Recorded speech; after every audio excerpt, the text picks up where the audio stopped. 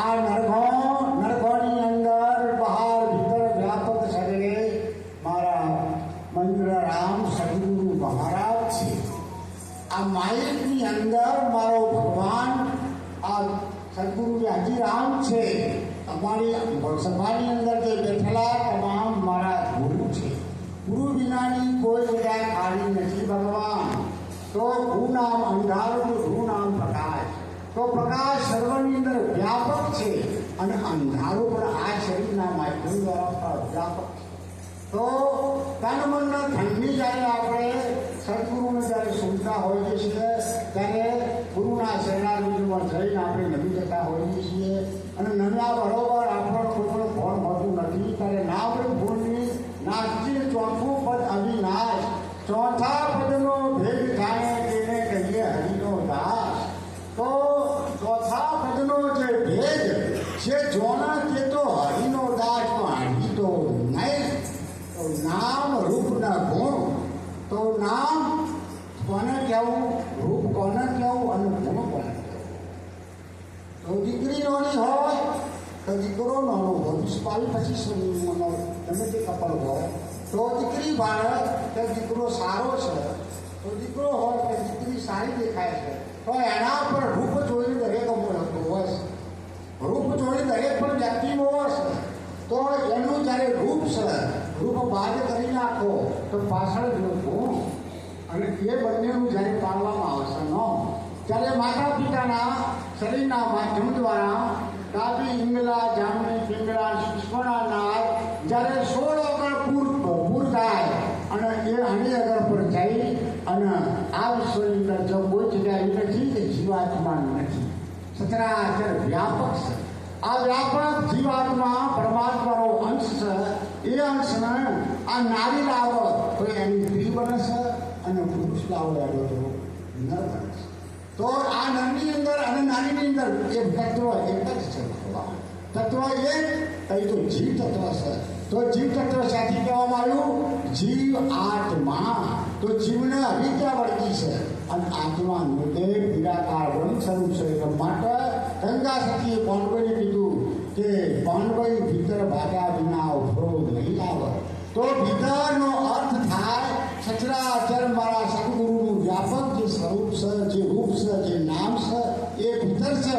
અને એ ભીતરમાં રહેલું જે નામ એ જ તમારો આત્મા છે. નામ વિના આત્મા નથી ને આત્મા વિના નામ નથી. नाम लिया इन्हें सब लिया सकल शास्त्र का भेद. बिना नामे नरके गया पद पद चार भेद. वेद हमारा भेद है न भेदन की मही. जो कबीरा रम रहा तो भेदन को हम नहीं. तो वेद मथन तो गीता की ही गीता मथन तो सार. सार नो सार कोई संत वखाने कहे कृष्ण बोला. कृष्ण परमात्मा ने कीधुं हे अर्जुन आखा विश्वનું જ્ઞાન તને હું બતાવું છું પણ તું છેવટ મારા સંતોના પાસે જતો રહે. સંત સિવાય તને આ વાત સાચી કોઈને સમજાવે. માટે મારા કાનદાસ મહારાજ કહે છે સાચા સંત વિના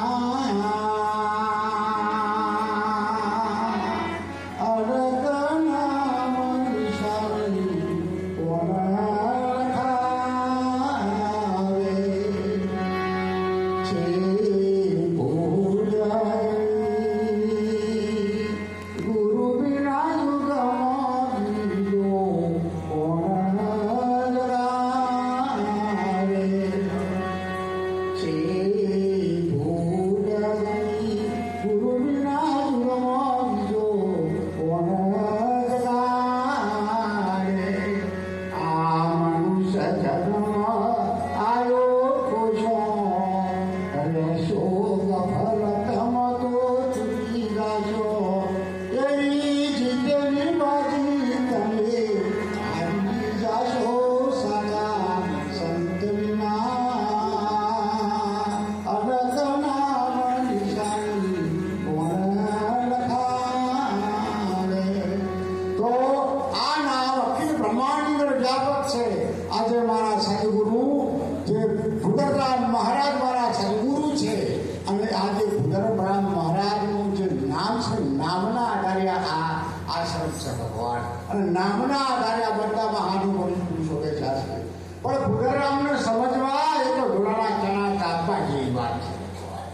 તમારું નામ જ્યારે કહીએ તો મહેન્દ્ર રામ મહારાજનું જ્યારે ત્યારે સહિત પરિવર્તન થવાનું ને તો આખું જગત કહે છે કે મહેન્દ્ર રામને બહુ સારું કામ કર્યું અને નોમના મૂકીને યા પણ જવાવાળો કોણ છે એ સમજાતો નથી. આજે નહીં સમજાય, કાલે નહીં સમજાય, પણ સમજાય ચાલે જ્યારે તમારામાં અને મહેન્દ્રરાવ મહારાજમાં બસ ના ભાવે થઈ જવા બાકી સમજાય એવો નથી.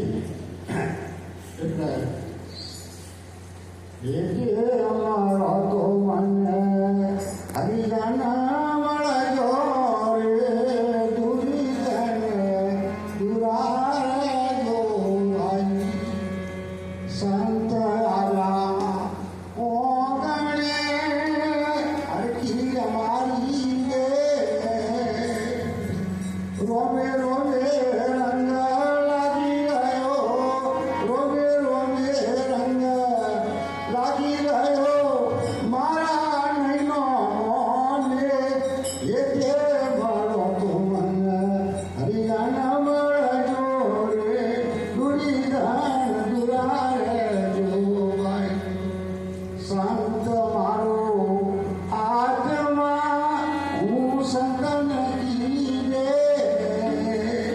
સંત વર્ષે સાતા મોટી રે જેમ વાદળમાં વરસે રે એ તે મળો તો મન હરિયાણા મળજો રે દુરિયાન દુરારે જો ભાઈ સંત હિવાની હાટણી ગરજની નામત ખો જો મળે કોઈ હીરોનો પાર ફૂટો વેચાય મોઘા મોર એ તે મળો તો મને હરિયાણા મળજો રે દુરિયાન દુરારે જો ભાઈ સંત મારા સુઈ રહ્યા ચોકી કરે ભગવાન દાસ કબીરની વિનતી ચરણ કમળ વિશરા એટલે મળો તો મને હરિજાન મળજો રે દુરિજાન દુરારે જો ભાઈ. તો કબીર સાહેબે જે વાત કરી એટલે મળો તો મને કોઈ હરિજન મળ્યું દુરિજન દુરારે જો. તો ત્યારે આપણે હવે થોડી વાત કરીએ તો આપણા શરીરની અંદર જ્યારે આપણે મહેન્દ્રરાવ મહારાજ ટેલિફોન કરીને હું કરું તમે કરો જે કોઈ કરતા હોઈએ છીએ તો જ્યારે હવા વ્યક્તિનો ટેલિફોન આવે આપણો ટેલિફોન બંનેની વાત ચાલુ હોય તો નજરો નજર દેખાતા આગળ દેખાતા હોય, તમારી વાત હું સાંભળતો હોય, મારી વાત તમે સાંભળતા હોય, પણ ઘણી વખત એવો ટાઈમ આવે તો આપણે એમ આપણો મનને થાય ક્યાં લફરો દેખાઈ ગયા છો આ મૂકી દે તો સારું, આ ટેલિફોન હવે મૂકવા તો સારું, તો પછી આપણે કોકવાનું કાઢીએ છીએ. તમારા કોઈ ટેલિફોન આવે છે, મારા કોઈ બોલાવે છે, શું ડોવા ગમે તે કંઈ બોલો કાઢીએ અને જૂઠું બોલીએ છીએ. તો આ શરીરની અંદર આ ભીતરની અંદર આત્મા અજર અમર અવિનાશી છે, છતાં પણ આ મગજની અંદર આવું કરનાર કોણ સારું ખબરવા છે તો જોવા છે તો ઘણી વખત બધોને છે કે મને કંઈ બધોને થાય છે અને હું તો કહું છું કે બધાને આવું છું જ વાલા ભગવાન તમે શું આપણને બોલવા માટે સારું એટલા આપણા મગજમાં બેઠેલો છે મન બુદ્ધિ ચિત્ત અહંકાર ચાર છે ભગવાન. તો મનની અંદર દઠબુદ્ધિ બેઠી છે. જો મનની અંદર જો સાત્વિક શુદ્ધતા આવી જાય ને તો આ શુદ્ધતા આખી બ્રહ્માંડની અંદર વ્યાપક છે અને શુદ્ધતા તમને જરૂરી છે. મન વિના કોઈ લઈ જાય નથી. ગુરુ મહારાજના શરણે મન દમન મૂકતું જ નથી અને મન મૂક્યું હોય તો આ વડે આપણી ઉપર આપણે બધા આવવાની તો મન છે ચંચળ છે અને મનની ઓફિસ છેક સદગુના પાસે છે. મનની ઓફિસ સદગુના પાસે છે અને આ જે કર્મ છું જે શરીર બંધાણો છું અરે આખું વિશ્વ મનના કારણે મન વિના કર્મની મોટા સાથે કોઈ મન વિના કર્મની મોટા નથી. તો મન છે એ જ રાજા છે અને જ્યારે તમારું મન જરા ડેવલપમેન્ટ થઈ ગયું ને એટલે સમજી લેવાનું કે પેલી જવાનો બોલવો એટલે મન છે ચંચળ છે. આજે તમારી એક આજે મહારાજે ઘણા દૂર દૂર જ્યાં છે અને જ્યારે તમે પૂછો કે બોટાદ તો જ્યાં કે હા તો આખું બોટાદ હાલિયાત છે કારણ કે ભરતી પહોંચી મન નહીં પહોંચ્યું મન તો અહીંયા છે તો ભક્તિમાં આટલી તાકાત છે મનમાં જેટલી તાકાત છે ભગવાન. તો મને તું વર્ગો ચાલે આ જુદો નથી બોલતો, તું તો દરિયાની ન્યાય સમાન જુદો નથી બોલતો.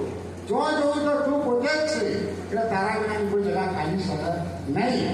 તો આપણે મનની જ્યારે મનની ખબર નથી પાડતો, તો તારું મન અને ધનની જ્યારે વાતો કરતા હોઈએ છો, તો તારી કહેતા શરીર એ હું નથી, મને કહેતા સંકલ્પ વિકલ્પ કરે છે કે મન હું નથી, અને ધન કહેતા આ તો બીજા આ બધા આશ્રમમાં જરા આશ્રમની તારા કોઈ ધર્મ નથી.